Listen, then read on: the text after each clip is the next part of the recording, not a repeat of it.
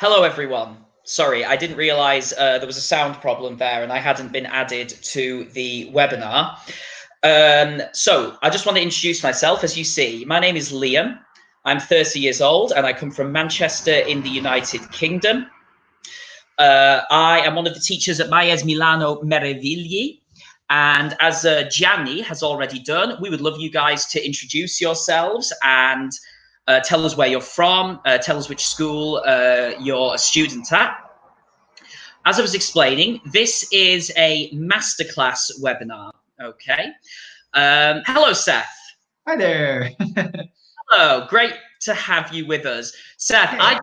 I just spoke for a full 2.5 minutes without realizing I hadn't added myself to the stream correctly. Nice. I just want to share that with you. Must need some calories. Unbelievable.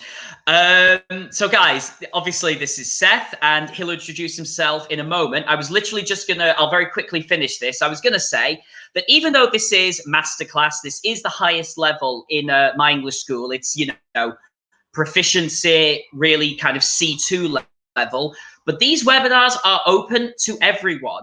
So if you're a student who's in, level 10, level 11, level 12, etc., absolutely join in, have a look at the kind of level that you want to be at. It gives you something to aim for, I think. Don't and then obviously Seth and I are going to be speaking at pretty much our normal register, so you might not catch everything we're saying, but if you can follow the class, get an idea of what we're talking about, I think it's really good to give yourself something to aim for.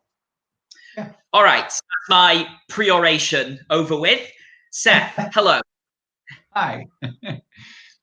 So it's my turn to introduce myself, I think. So, yes, I would let you do that. Yes. I wouldn't dream of doing that for you. I am 37, from Ohio in the United States, near Cleveland, Ohio, on Lake Erie. Yeah. They always give us this time together, don't they? I look forward to my weekly masterclass with you, Liam. I do too, Seth. We talk about the weirdest things, I know. I do think they've clearly decided that you and I are something of a dream team when it comes to this. We have no trouble finding ways to, haggis and herrings. So there you go. I mean, this one is going to be a beauty. I don't think I've taught this lesson before, so I'm kind of looking forward to it, to be honest. I haven't taught. I've looked at it, but hang on, let me add my camera as well so I can say hello properly. Hello. Hi. I haven't.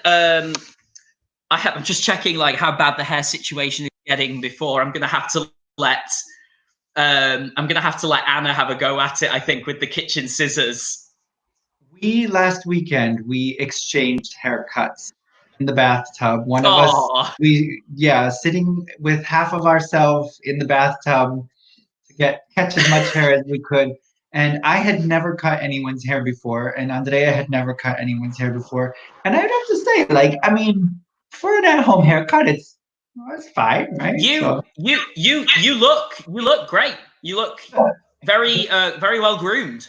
It's a little bit. Actually, now already, after a few days, the sides here were a little bit like a little poof. I have a lot of hair. And so it's a little tricky. Andrea also made it out safely. He has a few in the back. There are a few spots where I dug in a little bit too much. No, not holes per se, just but it's a bit uneven. But who looks at the back of your head, especially when you're using Zoom or whatever, Quite right. Did you go for the electric clippers or just a pair of scissors? We watched quite a lot of YouTube videos to give us a general idea of what to do, and we used both. Really? So you had a pair of electric clippers? Yeah. So right, a little bit of both. Excellent. Yeah, excellent. It's not as scary as I thought it would be. He went first, he cut my hair first and was right. like I was sitting there thinking like, just do it, just cut my hair. Like, like why are we being so careful? He was being so careful. And he said to me, he was like, you wait until we switch. This is scary. And I was like, yeah, Yeah. whatever. And then when we switched, when I had the clippers in my hand, I was like, okay, I can feel the responsibility is rising. Yeah. Yeah. His I life is in my hands. Like, I think the other one for me is because you said you guys did it in the bath, and that's something of a dilemma for Anna and I. Is that because I should explain just for the viewers, I live with my girlfriend, and it's where would we do it? Over the sink, over the bathroom sink, in the shower. Not one of my suggestions was to just lean out over our balcony and hope that the woman living below us doesn't notice. yeah. Well, what we did do was we just put, the towels that we have been using for, for the shower. It was time for us to switch those, so we put them on the ground so that we were standing Yes. on, so then that way it basically caught most of what was falling off of us, and then so then the cleaning up was quite easy. Of course, we Right. swept, we vacuumed, whatever, but Okay, that's good. yeah, And yeah, did you do, because I saw Sky News in the United Kingdom had a guy on and he was giving advice because it's become something of a yeah, lockdown phenomenon, the home haircut. yeah, And yeah. he was a professional salon owner in London. And he said if he had to give one piece of advice, it would be, for example, when you're doing your fringe or bangs, as in American English, he said, really crucially, he said, cut up, never across. I He was said that reading was a the lot of. Well, go ahead. Yeah, finish.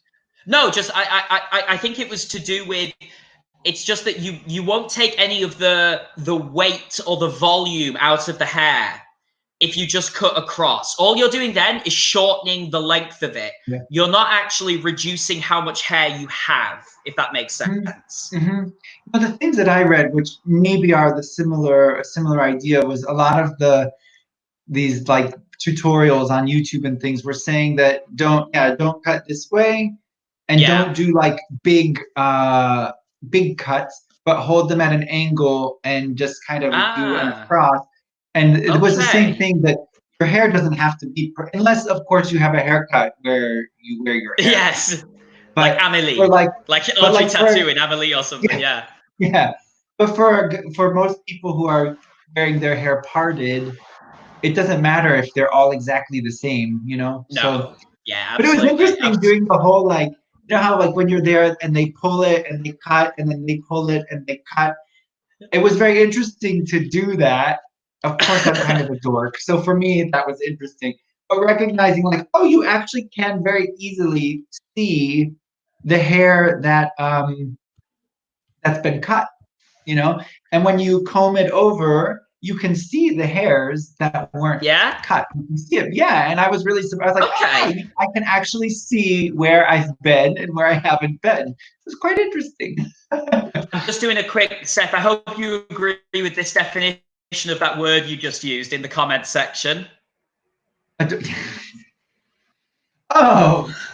Sorry, I meant to say irredeemably as well. Someone who's tragically and irredeemably uncool is a dork. It's a great word. And it's cool to be a dork Fine. right now, though. It's cool to be uncool, isn't it? I don't know. It's true. And I've just noticed Anna has joined us, Anna Bronda, and I know that Anna is one of our students at Mayes Meravilli. And actually, I should say, Anna, last time I checked, is one of our essential workers working at Esselunga, helping keep everyone's food shopping going. So we all owe a big thank you to people like Anna. Yeah, because they're going you. into work. So Anna, if you're still at Esselunga, we're all very grateful because you and your colleagues are going in and doing a very difficult job. All right.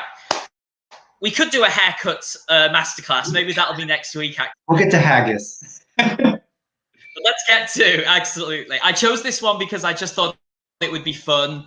And you and I think we could talk until the cows came home when it comes to this type of thing. I think so. Yeah, and that's a good expression in English. If you talk until the cows come home, it just means talk for a very long time. Yeah. Because the idea is the cows leave in the morning and they come back in the evening, or even longer than that. I don't know. Oh, good. Anna says thank you. You're very welcome, Anna. Thank you. So, all right. So, haggis and herrings. So, these are two different foods. Seth, have you ever eaten either of these foods? And if not, do you even know what they are? So like haggis, I mean for you, because I know that well, this is what I know about haggis because I think I'm wrong about a lot of it. Because haggis is one of these like urban myths for Americans because we've heard of it. It's Scottish, right? It's a Scottish thing? It is. Okay. It is, so, being that you are much closer to Scotland, I'm sure, have a better idea. But for me, during my 37 years of life, what I have acquired about haggis is that it is, I know that, it's the stomach of a cow. I don't know, a stomach of an animal. Cow, sheep. It's the sheep. Okay. Sheep, yeah. And from what I understand, and this I think is the part where the urban myth comes in, is I know that I've heard it's very, very good. But so the stomach, and what we hear is that the way it's prepared is that the animal, the sheep eats its last meal, and then so the food is in the stomach, and then it's killed, and so basically you're eating, and then the stomach is taken out and cooked somehow, so you're eating the food but I do think that the food is prepared and placed inside the stomach, but sometimes we seem to think that I choose the food, feed it to the sheep and kill it, and then just go and cook that stomach with its last meal inside of it. And I don't think that that's really what it is, right? It's not, no. I mean, but there are dishes that exist like that around the world where you essentially consume what the animal has consumed. But you're half right. You're half right in that one of the important elements of it is the stomach of the animal. That's traditional, though. Usually now, the casing is an artificial one, an edible artificial casing. Oh. Or you can just remove it sometimes. But essentially, at its most basic thing, haggis is it's the sheep's, what's known, this is a good word, the sheep's pluck. Okay? And the pluck of an animal is its heart, lung, and liver. Ooh. Okay? So, so these are removed from the animal. Okay? Yes, it's the heart and the lung and the liver. And they're minced. Okay, so they're minced into very small pieces, combined with onion, oatmeal, salt, spices, and then a kind of stock or broth. And that's all then, cooked together. And then it's encased in the encasing or the stomach, if it's being traditional. Okay. And then it is, and it's absolutely delicious, and I love it. And people think I'm somewhat barbaric for enjoying it so much, but I'm afraid that I do. One of the reasons that I think it's attained this, as you say, Seth, this kind of urban mythical status is that it is illegal to import haggis into the United States. Oh, wow. Because it's the stomach, or because of the... Because of the lung. I looked this up. I did a little bit of research before this. I knew it was illegal, but I didn't know why it was illegal. Oh. And it turns out that since 1971, it has been illegal to import any food into the United States from abroad that contains the lung of a sheep. Don't ask me why. That's what it says. I wonder if it's like not mad cow, obviously, but just like an idea. Maybe there was some sort of connection at some point with a disease that was being transmitted or something, and Yeah, so they just I have blocked. no idea. I didn't have time to look it up, but that could be people's homework maybe from this lesson. Why is Yeah. sheep lung illegal? But Seth, I am assuming then from what you said that you've never had it. No, no. I've never even, I don't think I've even ever seen it. So I don't, yeah. Yeah. It looks a bit scary. It's this kind of sphere, this kind of, meaty looking sphere that you buy. But what you do is you cook it at home, but then what you do is you open the casing. And then once it's actually on your plate, it just looks like a kind of, I don't know, like a kind of minced meat dish, Yeah. like, Yeah. I don't know, a kind of dry ragu almost, to be honest. Mhm. Um, it's one of those things where when you're feeding it to people for the first time, if you don't tell them what it is, they'll tell you how good it is. Yeah. And I've done that. I did that to some American friends of mine at university because I went to university in Scotland. I lived in Glasgow for 4 years. Mhm. So, and I did feed it to them, and they all said, "Oh my God, this is delicious. What is it?" And then I told them, and some of them were horrified. Some of them were kind of, "Okay, that's fine. Yeah. It's no problem." Some of them were a little taken aback. I think, and Gianni has identified the second one. A Mhm. herring is a type of fish. Um, and I'm guessing, Seth, that these are more familiar to you as well. Um, yeah, but like again, I don't think herring, I mean, where I'm from like inland in the United States. So like we don't Yeah, have that's a lot true. of, and so like when it comes to fish and stuff, we don't eat that much in Ohio, cuisine. But I Yeah, had in Amsterdam, I think there's a dish of raw herring with onions, and yeah, I tried it there, and I just found it to be like I like sushi. I have no problem with eating a raw fish, but like I didn't. It was just boring. It was like a raw fish with raw onion on top. It was boring to me, and yeah, like the Dutch were going nuts over it, but but yeah, yeah, it's just to me it was just nothing that like nothing to write home about, as we say. It was just like okay, it's a fish and onion. But yeah. They're very, yeah, because like you say, coming from Ohio, which is entirely landlocked. But for me, coming from Britain, which is an island and an island in the North Atlantic, they're very common. mhm. Um, and they're just one of those things. They're a bit like sardines or mackerel. It's a small, oily fish, and there's tons of them. They're abundant in the ocean, so you don't have to feel guilty about farming them. Uh, and yeah, they're extremely common in cold water. So think like as I've written, North Atlantic, North Pacific. And Anna says that she knows of smoked herring, but she's never eaten them. Yeah, So eaten, Anna, remember the participle with I have never. And yeah, and usually they're preserved in vinegar, so they're kind of pickled. yeah, They can be smoked or they can be dried. And just, it's one of those things of, poor societies. It was a cheap, long-lasting food. yeah. That could be put in you pickle it, you put it in a jar, put it in the cupboard, and it keeps, forever. Forever, yeah.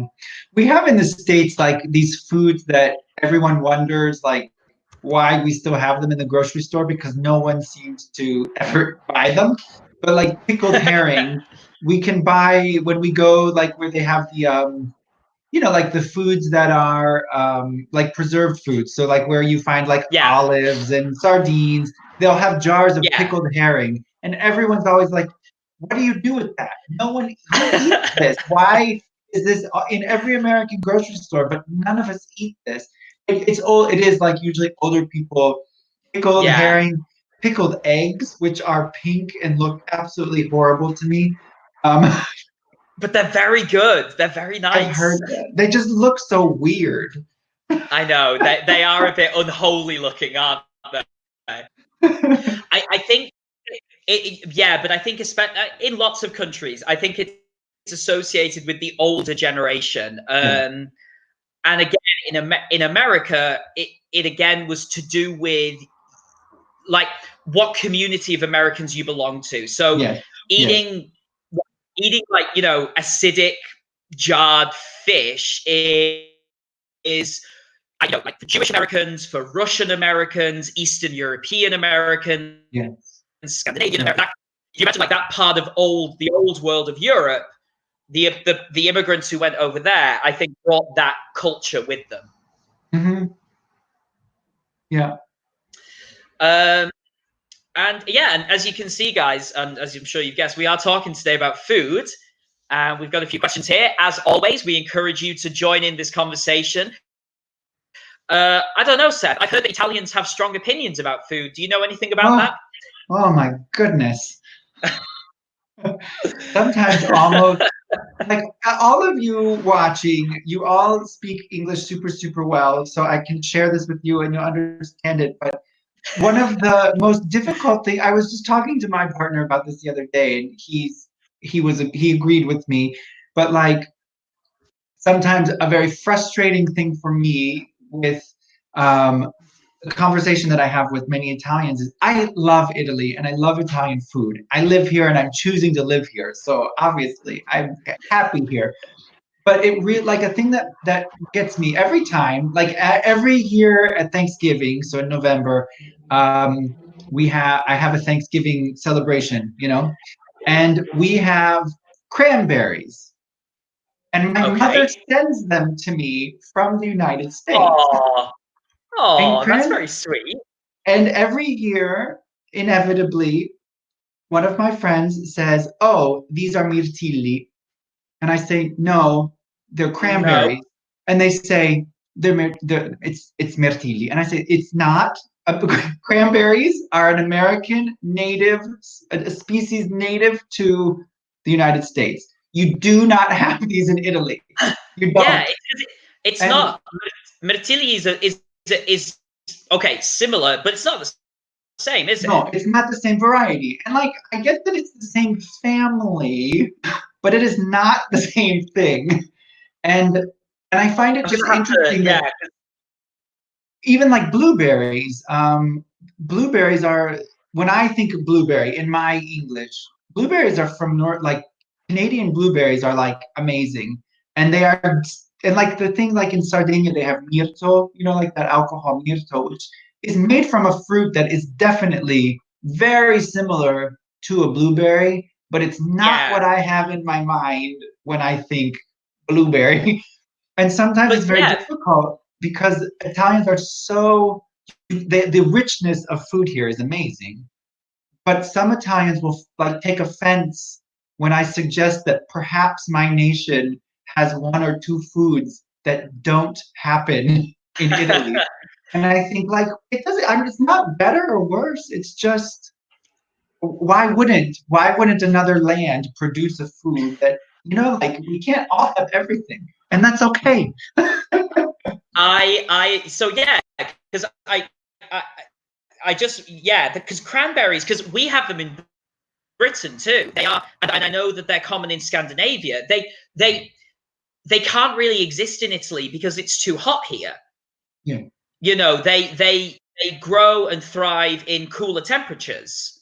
Mm-hmm. But you know, I don't know. Maybe they have them in Italy. I mean, but according to, I've just done some extremely quick research, Seth, and the United States, Canada, and Chile produce 98% of cranberries in the world. Thank you. So I think but I know what you mean about this thing where people can get quite protective of their indigenous food, because I had in a previous job in the UK, I worked with a really nice woman from Spain, and she was talking about churros, you know, the long fried dough. And I said innocently, like trying to explain it to somebody because somebody didn't know what they were, I said it's kind of like a donut in terms of the way it's made and the consistency and the texture. No, she wasn't having any of it. You know, she was absolutely adamant that it was completely different. That, you know, that because it was almost like it was offensive to compare it to something like a donut. Yeah. Yeah.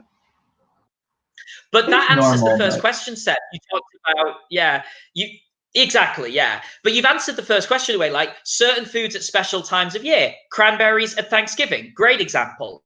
hmm even pumpkin. Yeah, Like for me, in English, when I think pumpkin, I think orange thing.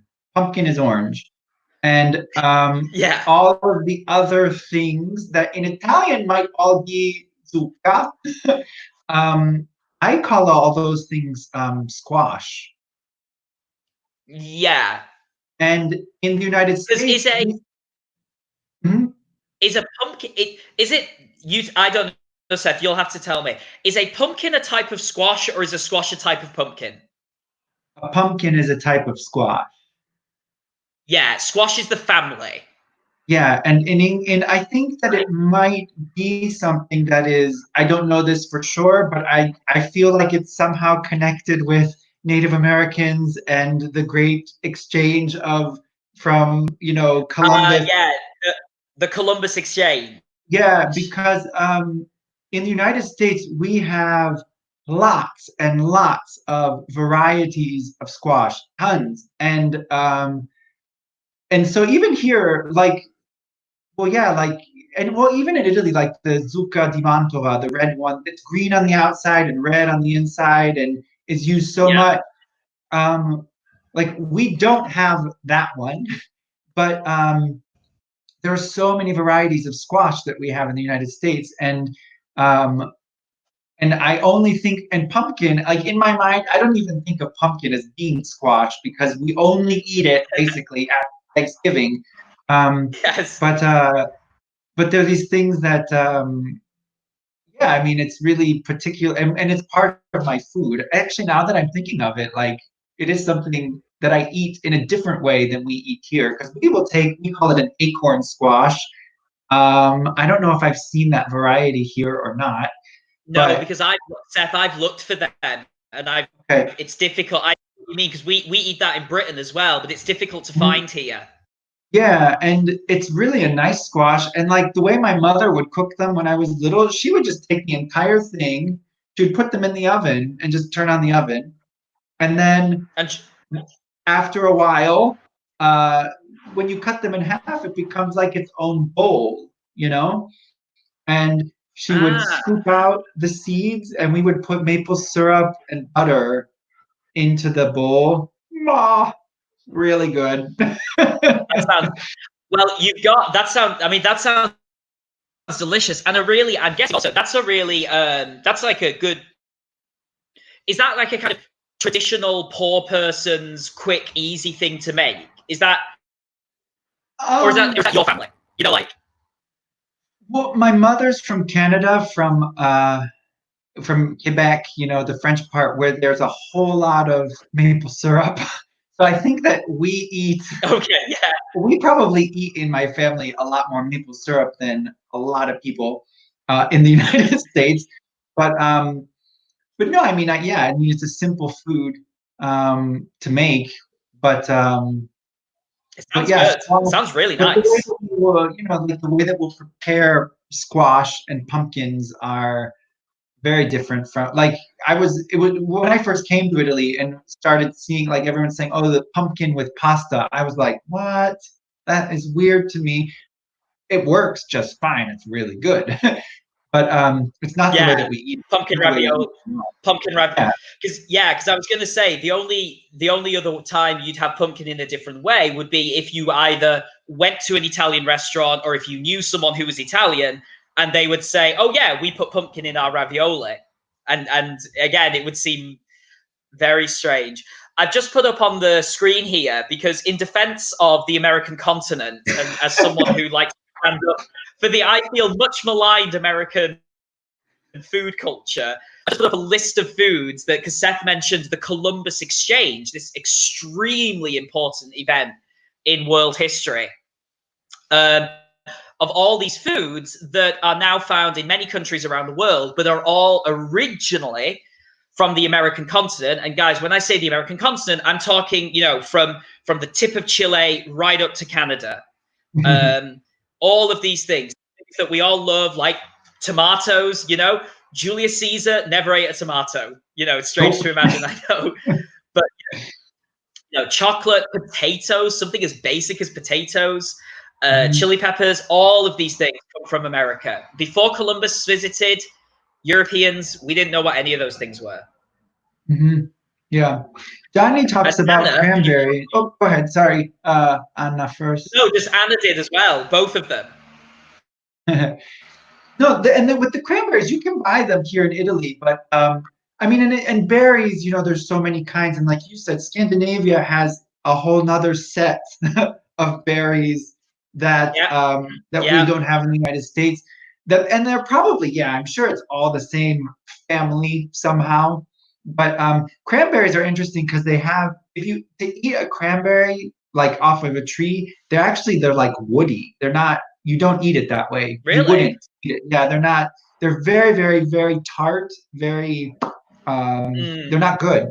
You have to boil them with sugar and usually, you know, you have to do something to them because you don't just eat them. Right. But I never knew that. I didn't know that you couldn't eat them no, fresh. I never. no, they're gross. You wouldn't want to. It just like you would eat it and you would, you know, it's really tart, really, really, really tart. Yeah.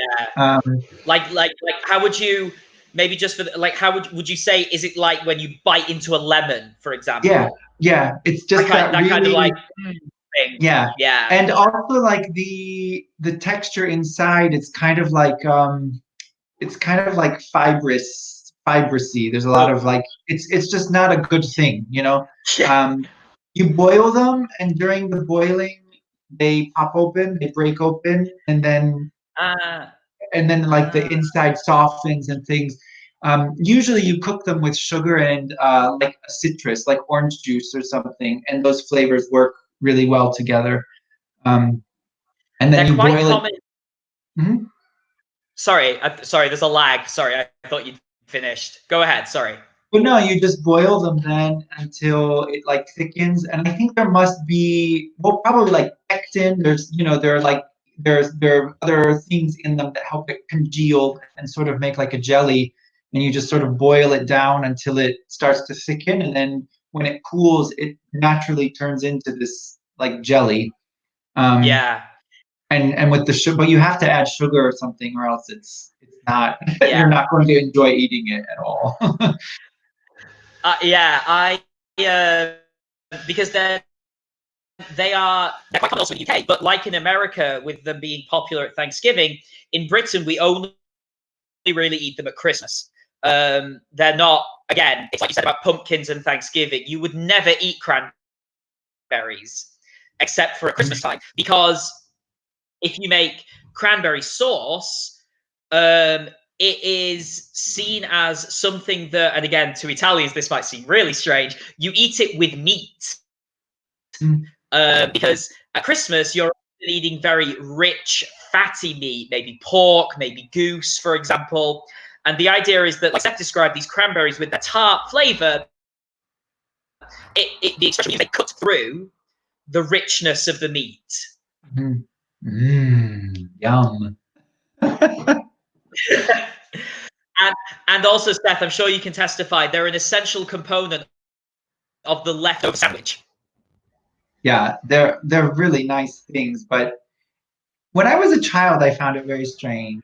Yeah, I just that Yeah. mixing of sweetness, but that's good. It's a good thing. And yeah, but it's usually, yeah, it's put I on quite mint, like just like them. I quite like mint jelly as another thing. Like mint jelly with lamb is like Oh, oh, a pairing. oh, oh my, oh God, stop it at once. But this is again, I mean, we're talking about food. This is again something that I think can sometimes be a little strange to maybe other cultures. For example, I don't know if you've encountered this, Seth, because your significant other is Italian. I find that my partner is very resistant to the idea and finds it very strange. The idea of having yogurt with savory food. Oh, yeah, that would be weird to an Italian, I think. Yeah. Yeah. Yeah. So, like for example, the other night we made a soup, like a very like savory soup, and the recipe said add a spoonful of like Greek yogurt, and and my partner, she just looked at me and she was like, "Why would you do that? Why would you put yogurt in soup?" It just it just doesn't compute, I think. Mhm. Oh, nice. And look, Oh, and Anna, I love this because I'm thinking, no, not with ice cream. Wrong. no, no, no, that's wrong. That's Anna. Sorry, no, that is wrong. No, to be honest, it Cranberry would be sauce. good. Cranberry sauce. It would taste good, but it Do you would be think? weird. I think it would be well, like think of putting like a raspberry sauce on ice cream. It would be fine. But it's Damn true it! that I think you might be right. the cranberry sauce, Anna, you eat it with meat. I No, I know. mean, it would be fine on a dessert, but it would feel weird. I think if you gave me like a piece of cheesecake with cranberry sauce, I think in my mind I would think, was this cranberry sauce like on a turkey earlier and you scraped it off and put it on my pie? Like why? Yeah, it just Yeah. doesn't work right. I mean, I mean, this is, and again, we encourage you guys to join in. The second question: traditional foods eaten in Italy. Seth, are you a panettone guy or a pandoro guy? I I really like Pandoro. I like both, but I Okay. particularly like Pandoro. It's like full of butter. Okay. I mean, I mean, come yeah. on. And I love the thing. I didn't know that you did this until last Christmas, where you buy your panettone or your pandoro, and there's the powdered sugar, and like you wrap it in the plastic and then you shake it to. Oh, wonderful, wonderful. Yeah, I prefer panettone. I have to say, I like the dried fruit. I do too. I do really like the dry. I love the cedro candito. I really like dried fruit. Um, Me too, and candied fruit. Yeah, me mhm. too. Did you guys for Easter have the colomba? Because that's another from Milano. We had two different colomba, No, but we we didn't. just. I made a British specialty. I made hot cross buns. Oh, nice. Very nice. Yeah. I made some hot cross buns because my girlfriend had never had them before, so I wanted her to try a traditional British dessert. So I made us hot cross buns. These are, I mean, in a way, they're actually quite similar to panettone or pandoro. They're a sweetbread. They contain dried fruit, but the hot cross refers to you just make a little simple paste of flour and water, and you then like use a little instrument to make a cross on top of the bun because it's Easter. Yeah. Yeah. Nice. Do you recognize in the picture because there's these like in the upper right corner these are Chinese. Do you know what these are? Because these are I really do, interesting. I do, because I mean, you tell us about them, Seth, because you'll know much more than I do. But I'll tell you why I know what they are, because when I lived in, before years ago, when I still lived in Manchester with my family, we had a lovely young Chinese girl who was studying in Manchester, and she brought us some. She knocked on our door and said, "These are a traditional offering uh, in China." And yeah, so I do know what they are, but I want you to tell us because you'll know much more than I will But these in about them. You can explain them. particular, these would be they. I think probably these are moon cakes, which are for the Chinese holidays are very connected to the seasons and like the equinoxes and so these you eat during they call it the Mid Autumn Festival, um, and it's all about the moon. I think it's like the first full moon of autumn, and it's usually sometime like the beginning of Right. October, something like that. Um, but these things are everywhere, and you give them to people. And the most traditional one, I don't know if yours were like this. There's usually inside all different kinds of things. Um, and also it's a thing that depending on where in the country, because China, of course, enormous, different things. Like the first city I lived in, inside they were always hot, and there was a big old piece of meat, like ground pork, and you bought them hot on the Oh, street, and and the meat was sweet because in the area where I live near Shanghai, all of the food is sweet. Everything, every meal. Um, I mean, not desserts, like everything is sweet. okay. Um, and I think that it was an area where maybe salt was not easy to produce for Mm, some reason, and so sugar okay. became the thing. And but so you had this like sweet pork inside of that the bun inside of the bread. But then in another city I lived in, they made a paste out of roses. So inside was a Oh, rose paste, and it was those were also really, really good. But the most traditional ones, because during that festival, like the moon is the big symbol. So right. anyway, and the Chinese love their symbols. And so the moon is a big circle, right?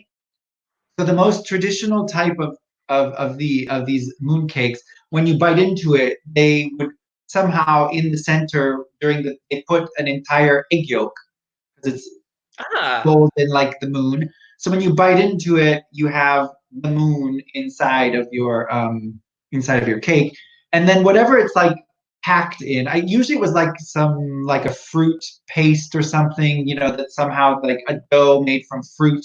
Um, that was very sweet. So the sugar even worked its way into the yolk. So the yolk was also sweet. Um, the first time I ate it, I remember biting into it and I was like, there's an entire egg inside of this thing.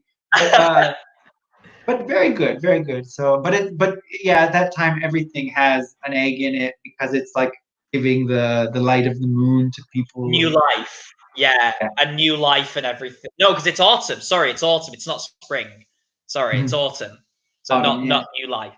Um, yeah, the rest of them are panettone. You've got pumpkin pie in the top left, and then the bottom left are mince pies. So yeah, I thought, which is Uh, not something I know about.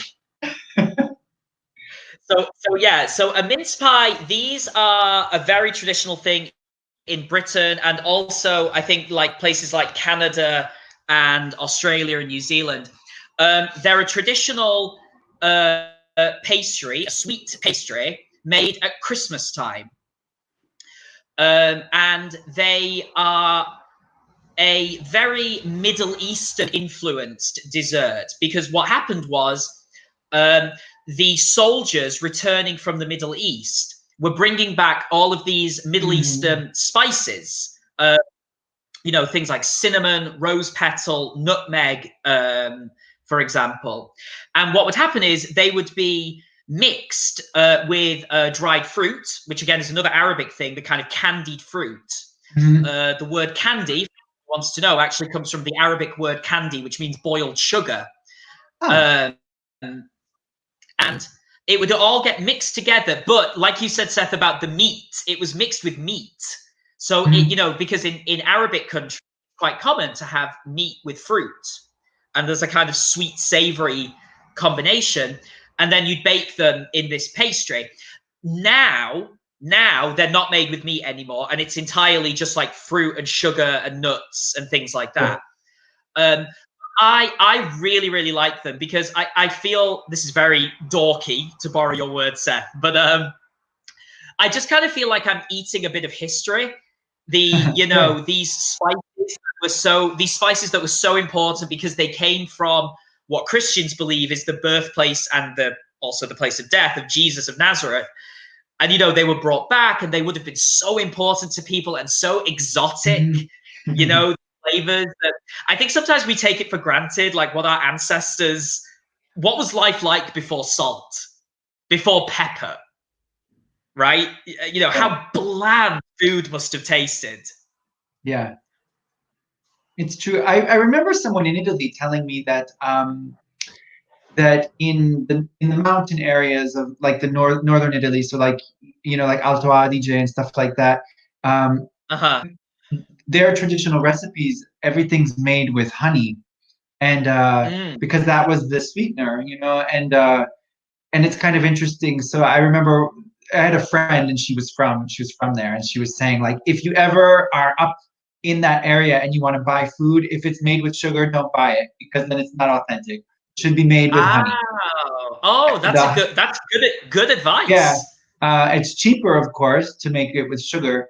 So she said, like, anything, because they have lots of, and she said at Christmas, because being close to, well, generally we think of the Christmas markets of the mountains. Yeah, She said the foods there, they have a really rich tradition of desserts, but they should all be made with honey. I was like, that is okay, that's that makes very sense. interesting.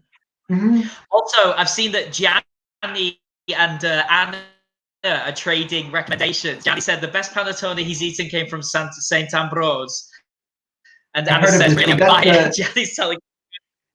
that's the store. It's near. I think it's at Sant'Agostino, or Yeah, Sant'Ambrogio, near the metro stop. There's this famous pasticceria, pastry shop that makes them. I'm I've heard it's really good. Yeah.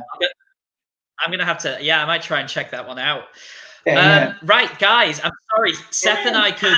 I mean, Seth, Food. I think, Seth, I'm tempted to say that the next time you and I have a masterclass, I actually think we should just carry on with this because we've barely scratched the surface, I to be know, and it's honest. fun. Okay, no problem. Yeah, so guys, Yeah. if you see a masterclass with Seth and I on the schedule in the near future, I think chances are we might just keep on going with this because we only really looked at the first question. Yeah. Oh, and Gianni's telling us, It's a Sambabina. thank you, Gianni. Thank you. Fantastic. Okay, guys, thank you so much, particularly to Anna and Gianni, because you guys were great. Thank you, Yeah. Seth. We could keep going all day, but it's lunchtime, I It is think. lunchtime, and now we're Um, hungry. and now we're very hungry. All right, guys, stay safe, and we will hopefully see you again soon. Take it easy. Bye Bye bye. bye. See you guys later.